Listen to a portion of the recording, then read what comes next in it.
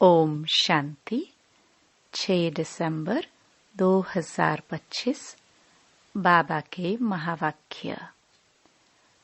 मीठे बच्चे, ये शरीर रूपी खिलौना आत्मा रूपी चैतन्य चाबी से चलता है। तुम अपने को आत्मा निश्चय करो तो निर्भय बन जाएंगे। प्रश्न। आत्मा शरीर के साथ खेल खेलते नीचे आई है, इसलिए उसको कौन सा नाम देंगे? उत्तर। कठपुतली। जैसे ड्रामा में कठपुतलियों का खेल दिखाते हैं, वैसे तुम आत्माएं कठपुतली की तरह 5000 वर्ष में खेल खेलते नीचे पहुंच गई हो। बाप आए हैं तुम कठपुतलियों को ऊपर चढ़ने का रास्ता बताने। अब तुम श्रीमत की चाबी लगाओ तो ऊपर चले जाएंगे। गीत। महफिल में जल उठी शमा। ओम शांति। रूहानी बाप रूहानी बच्चों को श्रीमत देते हैं। कभी कोई की चलन अच्छी नहीं होती तो माँ बाप कहते हैं तुमको शल ईश्वर मत देवे। बेचारों को यह पता ही नहीं कि ईश्वर सचमुच मत देते हैं। अभी तुम बच्चों को ईश्वरीय मत मिल रही है, अर्थात रूहानी बाप बच्चों को श्रेष्ठ मत दे रहे हैं श्रेष्ठ बनने के लिए। अभी तुम समझते हो हम श्रेष्ठ ते श्रेष्ठ बन रहे हैं। बाप हमको कितनी ऊंच मत दे रहे हैं। हम उनकी मत पर चलकर मनुष्य से देवता बन रहे हैं, तो सिद्ध होता है मनुष्य को देवता बनाने वाला वही बाप है। सिख लोग भी गाते हैं मनुष्य से देवता, तो जरूर मनुष्य से देवता बनाने की मत देते हैं। उनकी महिमा भी गाई है। एक ओमकार कर्ता पुरुष निर्भय। तुम सब निर्भय हो जाते हो, अपने को आत्मा समझते हो ना। आत्मा को कोई भय नहीं रहता है। बाप कहते हैं निर्भय बनो। भय फिर काहे का? तुमको कोई भय नहीं। तुम अपने घर बैठे भी बाप की श्रीमत लेते रहते हो। अब श्रीमत किसकी, कौन देते हैं, यह बातें गीता में तो है नहीं। अभी तुम बच्चे समझते हो। बाप कहते हैं तुम पतित बन गए हो। अब पावन बनने के लिए मामेकम याद करो। यह पुरुषोत्तम बनने का मेला संगम युग पर ही होता है। बहुत आकर श्रीमत लेते हैं।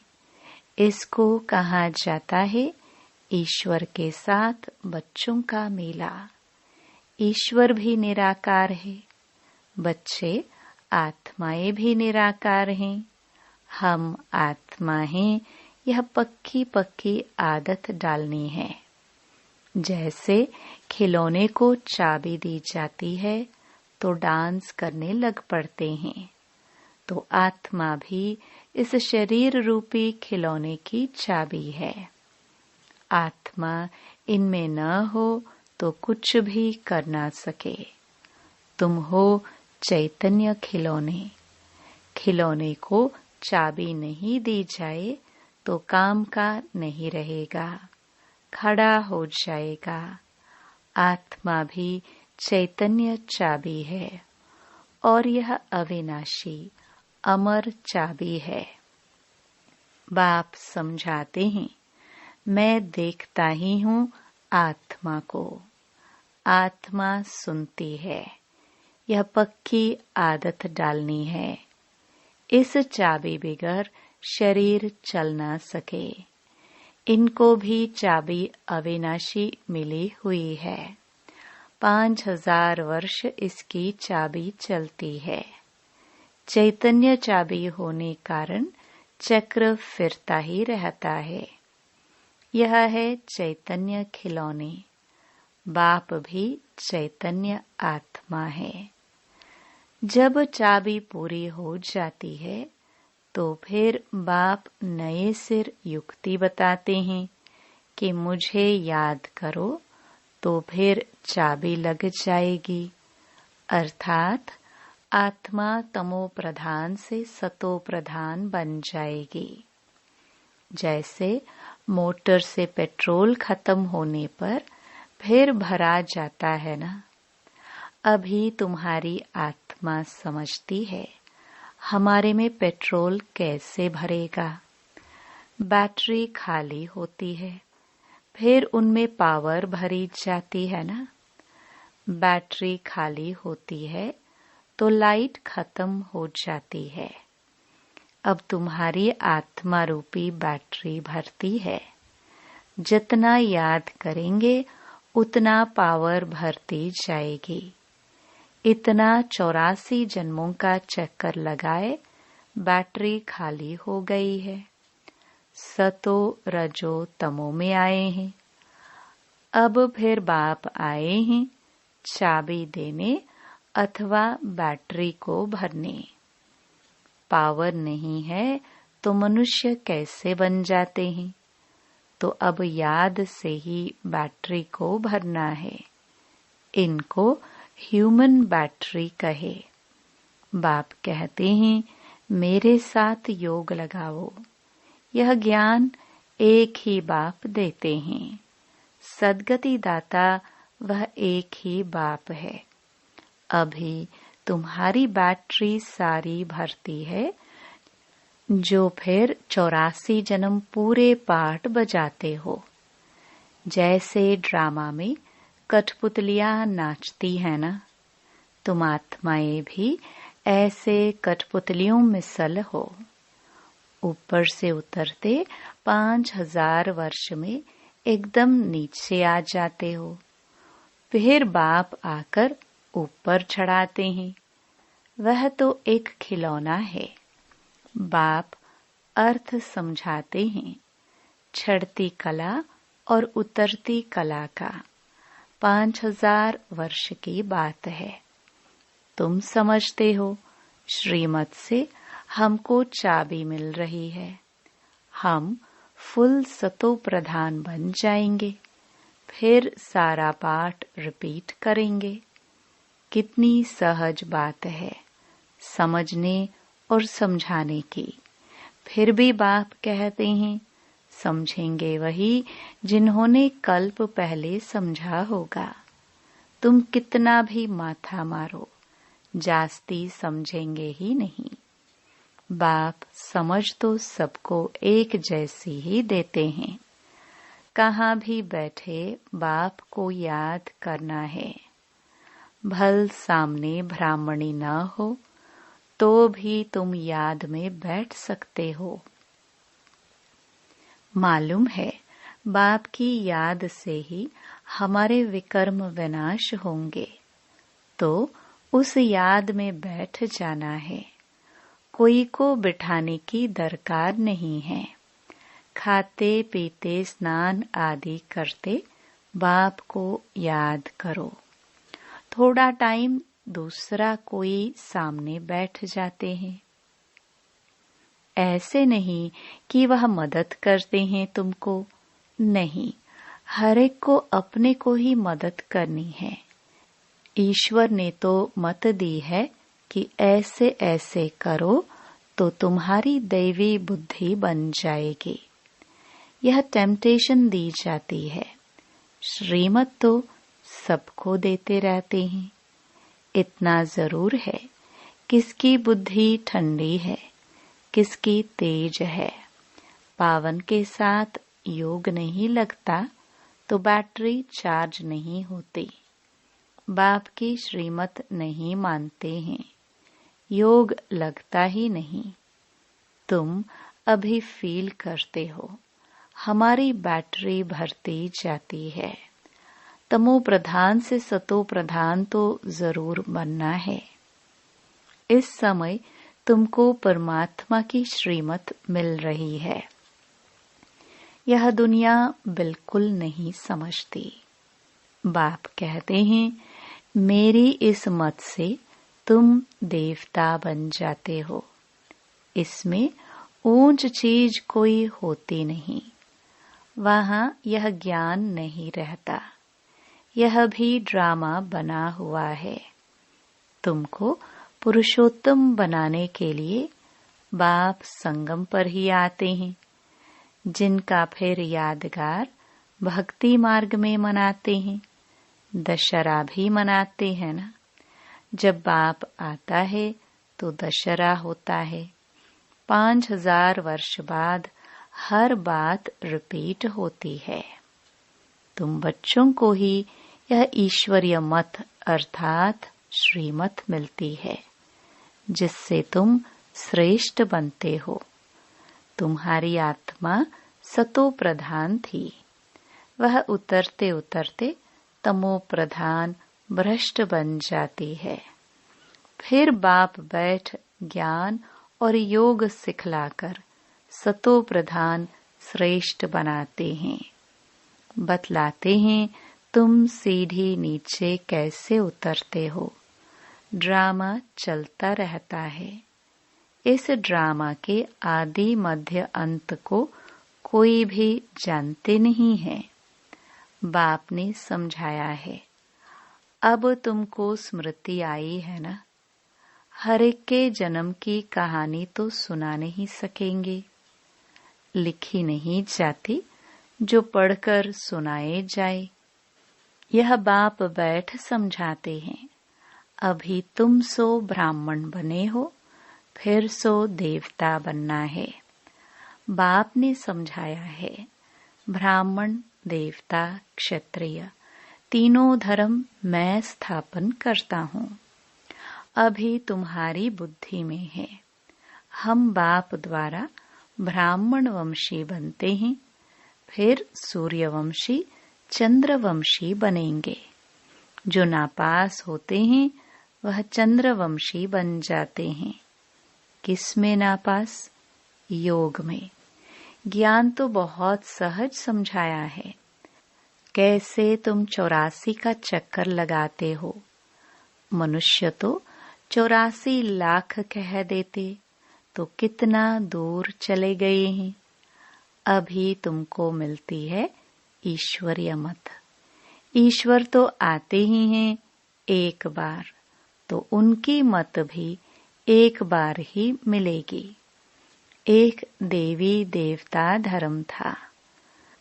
जरूर उन्हों को ईश्वरीय मत मिली थी। उसके आगे तो हुआ संगम युग। बाप आकर दुनिया को बदलाते हैं। तुम अब बदल रहे हो। इस समय तुमको बाप बदलाते हैं। तुम कहेंगे कल्प कल्प हम बदलते आए हैं, बदलते ही रहेंगे।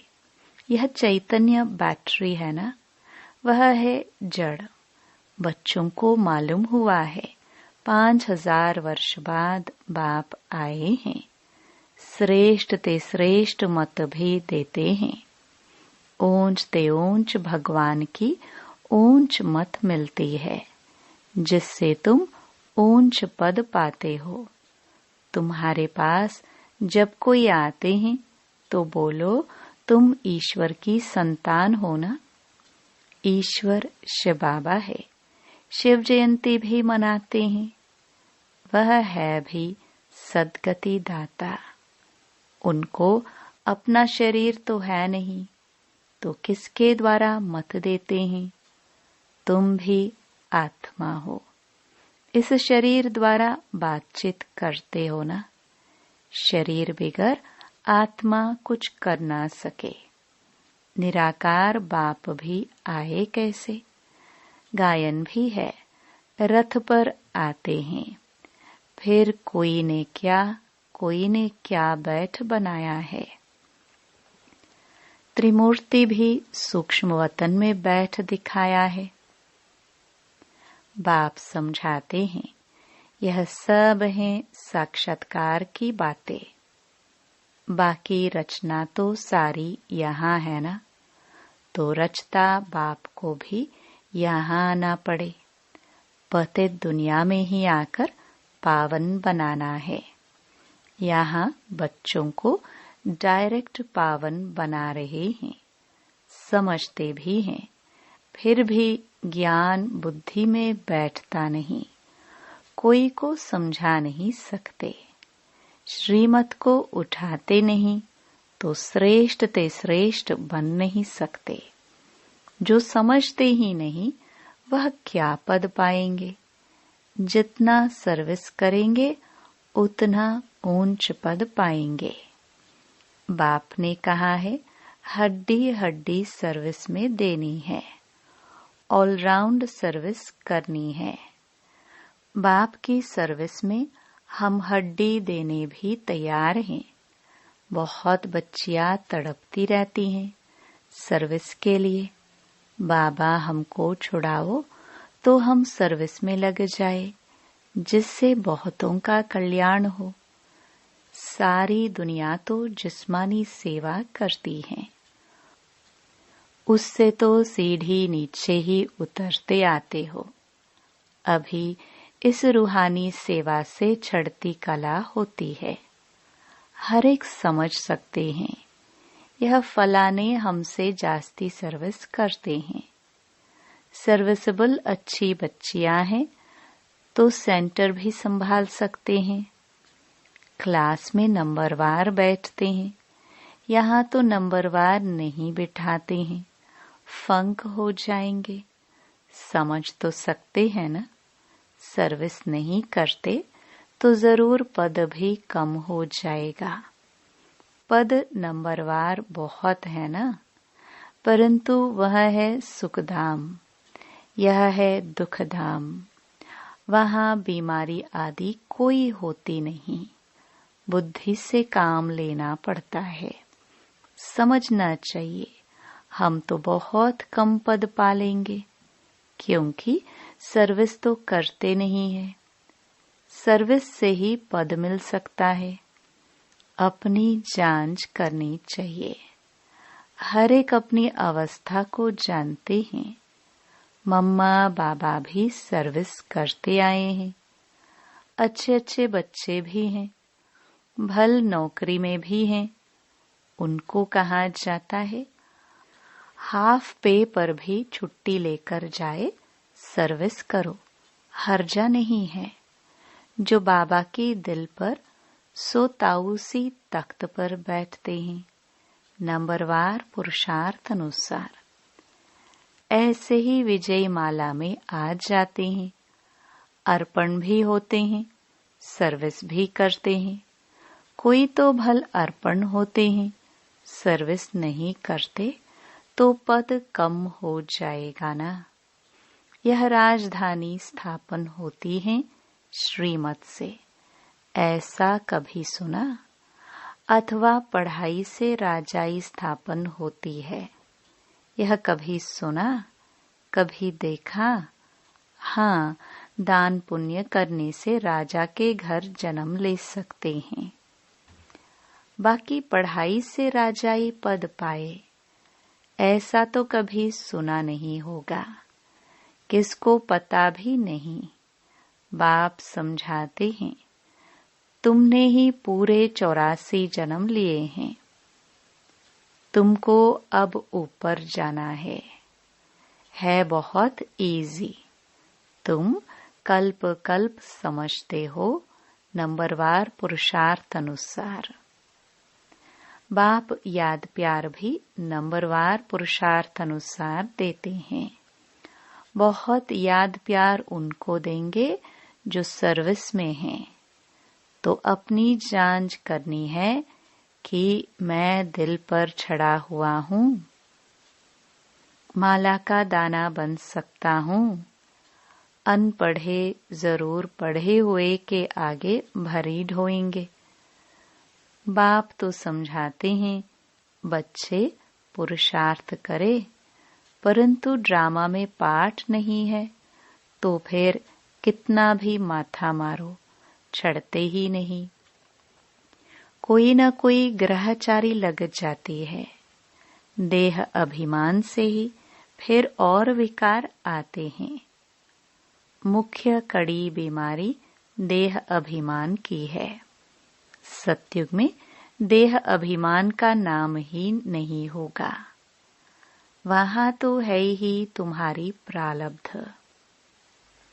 यह यहाँ ही बाप समझाते हैं और कोई ऐसी श्रीमत देते नहीं कि अपने को आत्मा समझ मामेकम याद करो। यह मुख्य बात है, लिखना चाहिए। निराकार भगवान कहते हैं मुझ एक को याद करो, अपने को आत्मा समझो, अपनी देह को भी याद नहीं करो। जैसे भक्ति में भी एक शिव की ही पूजा करते हैं। अब ज्ञान भी सिर्फ मैं ही देता हूँ, बाकी सब है भक्ति। अव्यभिचारी ज्ञान एक ही शिव बाबा से तुमको मिलता है। यह ज्ञान सागर से रतन निकलते हैं, उस सागर की बात नहीं। यह ज्ञान का सागर तुम बच्चों को ज्ञान रत्न देते हैं, जिससे तुम देवता बनते हो। शास्त्रों में तो क्या क्या लिख दिया है। सागर से देवता निकला, फिर रत्न दिया। यह ज्ञान सागर तुम बच्चों को रत्न देते हैं। तुम ज्ञान रत्न चुगते हो। आगे पत्थर चुगते थे तो पत्थर बुद्धि बन पड़े। अब रतन चुगने से तुम पारस बुद्धि बन जाते हो। पारसनाथ बनते हो ना। यह पारसनाथ लक्ष्मी नारायण विश्व के मालिक थे। भक्ति मार्ग में तो अनेक नाम अनेक चित्र बना रखे हैं। वास्तव में लक्ष्मी नारायण व पारसनाथ एक ही है। नेपाल में पशुपति नाथ का मेला लगता है, वह भी पारसनाथ ही है। अच्छा, मीठे मीठे सिखिलदे बच्चों प्रति माता पिता बाप दादा का याद प्यार और गुड मॉर्निंग। रूहानी बाप की रूहानी बच्चों को नमस्ते। धारणा के लिए मुख्य सार। पहला, बाप ने जो ज्ञान रत्न दिए हैं वही चुगने हैं, पत्थर नहीं। देह अभिमान की कड़ी बीमारी से स्वयं को बचाना है। दूसरा, अपनी बैटरी को फुल चार्ज करने के लिए पावर हाउस बाप से योग लगाना है। आत्म अभिमानी रहने का पुरुषार्थ करना है। निर्भय रहना है। वरदान, दातापन की भावना द्वारा इच्छा मात्रम अविद्या की स्थिति का अनुभव करने वाले तृप्त आत्मा भव। सदा एक लक्ष्य हो कि हमें दाता का बच्चा बन सर्व आत्माओं को देना है। दातापन की भावना रखने से संपन्न आत्मा हो जाएंगे और जो संपन्न होंगे वह सदा तृप्त होंगे। मैं देने वाले दाता का बच्चा हूँ, देना ही लेना है। यही भावना सदा निर्विघ्न इच्छा मात्रम अविद्या की स्थिति का अनुभव कराती है। सदा एक लक्ष्य की तरफ ही नजर रहे। वह लक्ष्य है बिंदु, और कोई भी बातों के विस्तार को देखते हुए नहीं देखो, सुनते हुए भी नहीं सुनो। स्लोगन: बुद्धि व स्थिति यदि कमजोर है तो उसका कारण है व्यर्थ संकल्प। अव्यक्त इशारे। अब संपन्न व कर्मातीत बनने की धुन लगाओ। कर्मातीत बनने के लिए कर्मों के हिसाब किताब से मुक्त बनो। सेवा में भी सेवा के बंधन में बंधने वाले सेवाधारी नहीं।